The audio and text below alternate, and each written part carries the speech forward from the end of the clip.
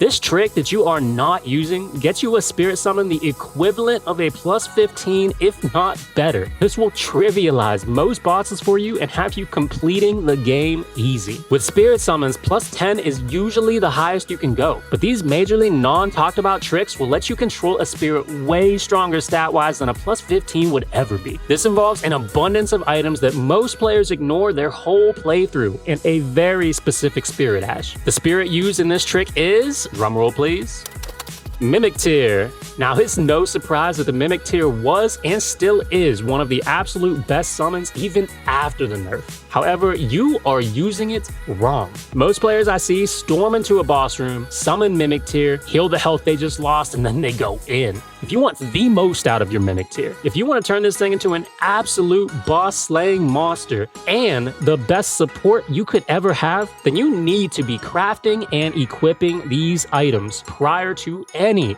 boss fight where you're going to summon this bad boy. Now, we know the Mimic copies your weapons and armor, but did you know that the Mimic copies your item bar and duplicates it infinitely? Some know this fact, but many don't abuse it. Knowing this, we can intentionally put a single instance of a rare or ridiculously hard to craft item in our hotbar and never need to worry about running out of it. Because let's face it, we don't want to run around looking for Arteria leaves all day. So what items are going to break the game for us here, I wonder? There are many layers you can add to this, but let's start with the big two. The two early game craftables that are going to work wonders for us here are Blood Boil Aromatic and Uplifting Aromatic. Blood Boil Aromatic gives a 30% damage buff with the downside of taking a bit more damage. Your Mimic is so tanky that this won't matter. Uplifting Aromatic gives a free full shield, just like the Wondrous Flash shield, and gives a 10% damage boost on top of our other damage boosts. That sounds good, right? No, it gets better than that. This damage buff and shield apply to all nearby allies. And guess what? You count as an ally to your Mimic. Did you ever wish you could have an extra damage protection bubble from your Wondrous Flash? Well, how about 5? 10? Now, because of RNG, we obviously can't guarantee we're gonna get 10 in a fight, but Open Lane Bubble Tier is one of the best, most highly used tiers in the game, and I'm sure I don't need to explain how valuable getting multiple of these per fight is, plus a damage boost. Now, these items are very hard to craft for players early to mid game because they require materials we won't get a farming spot for until late game. Because of this, we usually don't want to make them that often. They're designed this way for a reason. FromSoft knows these items are very good, so they don't want you having infinite of them. Because we have Mimic Tier though, all we need is one.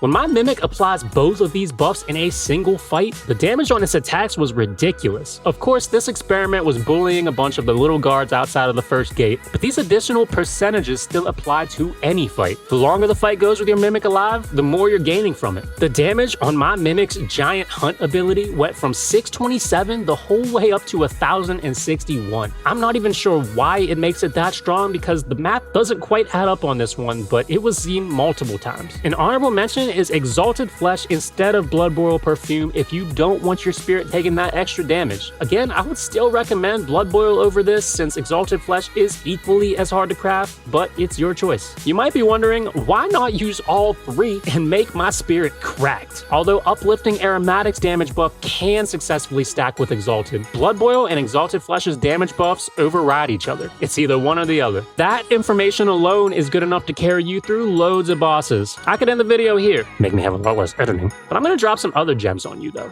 You may try this and find, damn, my spirit is stupid as hell after these AI nerfs. The AI was very aggressive prior to the nerf and for the most part played pretty optimally. Now though, it's not rare for you to find him having an existential crisis and losing all will to fight mid-battle. Because of this, it can be very hit or miss on how often it will use the consumables in your inventory. Now this is one I guarantee you didn't know. There is a way to revert AI back to a state similar to their pre-nerf selves. This involves an item absolutely none of you have crafted called the Cursed Blood Pot. When you throw this item at a spirit, it'll overwrite their current behavior pattern with a much more aggressive pattern more akin to the pre-nerf Mimic for a full minute. This not only makes them more aggressive, standing around aimlessly much less often, but I found that it makes the AI Giga Brain, and it starts to apply many of the buffs it's holding prior to engaging or anytime it has distance from the enemy. However, this does come with the downside that now the pot will be added to the item selection selection pool. He will occasionally throw it at enemies, and this accomplishes nothing. Now, many on the wiki think that intentionally equipping this pot is a great idea. Some even think that the frenzy state the Mimic goes into applies a damage buff. Logically, yeah, this would make sense. But unfortunately, logic doesn't apply here. I did many tests, and the Mimic does not gain any additional damage from this frenzy state. And anytime the Mimic throws a pot near itself, he does not re-trigger the frenzy. Let's get to our bonus info. The Accursed Blood Pot also forces your Mimic to focus a single target if thrown at an enemy. Once this pot hits an enemy, your spirit will chase them to the ends of the earth. This can be great for double boss fights if you want to either have it tank a specific enemy or focus damage with you to melt one of them down. Want to turn your Mimic into a walking, unkillable iron mass of destruction instead? Replace one of the prior perfumes with the Ironjar perfume. Unlike the others, this perfume is easy to craft, so you could even use it yourself if you want. You want your Mimic to inflict easy statuses on enemies? Equip him with whatever cracked or ritual pot has the status you desire. Personally, I recommend the Freeze Pot since it'll make enemies take 20% additional damage. With all the buffs you and your spirit are getting, that's really adding up the percentages. If you have a Frenzied Flame Stone, you could also equip him with that for a shot to give you passive heals throughout the fight with no effort. Frenzy Flame ties you to a specific ending, so be on your guard if you care about that. Don't do this with Warming Stone.